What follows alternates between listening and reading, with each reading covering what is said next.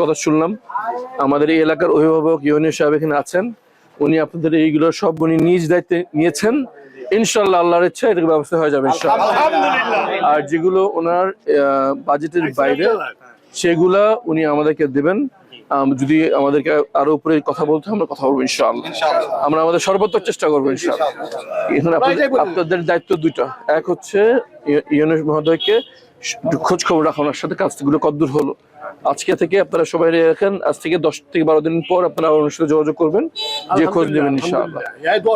আর কোন কাজই আল্লাহর সিদ্ধান্ত ছাড়া হয় না। মাত্র 30% টাকায় জমির মালিক হয়ে নতুন বাংলাদেশের গড়ে তোলার স্বপ্ন দেখা বাংলা বসতি। আল্লাহর কাছে দোয়া করবেন যেন কাজগুলো হয়, ইউনুস মহাদেশের জন্য দোয়া করবেন, আমাদের জন্য দোয়া করবেন। যা কাজ আল্লাহর সিদ্ধান্ত আমাদের হাত দিয়ে হবে আর কি, আল্লাহ যেন আমাদের কাজকে সহজ করে দেন ইনশাআল্লাহ, এবং এর বিনিময়ে দুনিয়া আখিরাতে আমাদের জাযা দান করেন ইনশাআল্লাহ।